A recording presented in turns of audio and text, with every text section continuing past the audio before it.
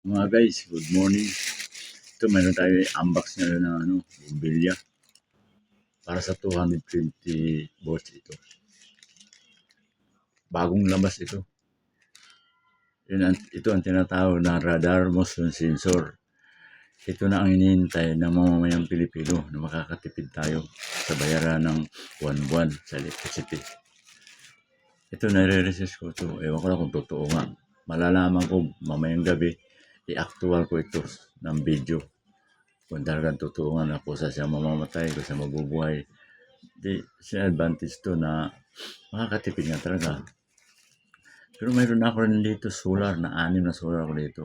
Ang dati ko binabayaran na kuryente dito nasa 5,500 monthly. Pero itong last na January, February, March, bumaba siya dahil sa solar ko. Meron ako mga sensor na solar, 3. Yung 3 naman hindi sensor. Pero ang laki ng diferensya, 2008 na binayaran itong February, March. Pagdating naman ng April to May, nabayaran naman, medyo yung April tumaas na siya, umabot rin siya ng 4,000 dahil sa sobrang init, lagi nag-aircon. Kaya ito na naman, na-resist ko ngayon na bago, bumbilya, yung ito nga tinatawag na radar motion sensor. Kung totoo talaga ito, bukas ng i-upload ko siguro yung actual na video na gagawin ko mamayang gabi. Kung totoo nga ito na ang hinihintay ng taong bayan na makakatipid talaga. Pero hindi ito advisable sa mga kwarto, sa sala, saka sa kitchen siguro hindi ito.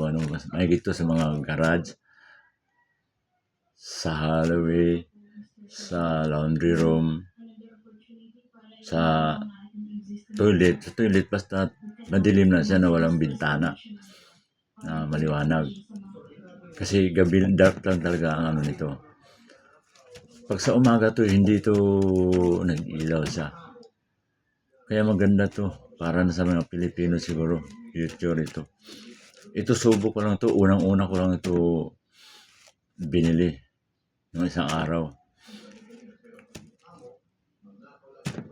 Abangan nyo lang ang susunod nyo ng mga video. Yung ay actual ko ngayong gabi. Kung talagang malalaman natin. Ito nabubuksan ko na rin ito. Kapag nung dumating. Pero ngayon ko lang i-video.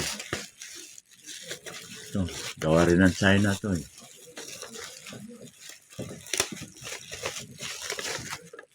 Susubukan ko ito mamayang gabi, actual ko talaga. Para makatipid talaga. Kung marami ka nang mapapalitan na yung normal na bumbilya, mapapalitan mo ito mga sensor na malaking tulong to sa mga Pilipino. Ito siya, 5 watts lang naman ito kasi una ko lang bili ito. Pero susunod, bibili ako mga 4-5 siguro. 5 watts lang ito. Testing lang para sa garahe. 220 volts to. Kahit saan outlet ito sa mga bumbilyan, magagamit mo to. LED na rin to. Matipid na, sensor pa. Doon lang siya gumagana kung may tao. Pag wala ng tao, mamamatay na sa kusa.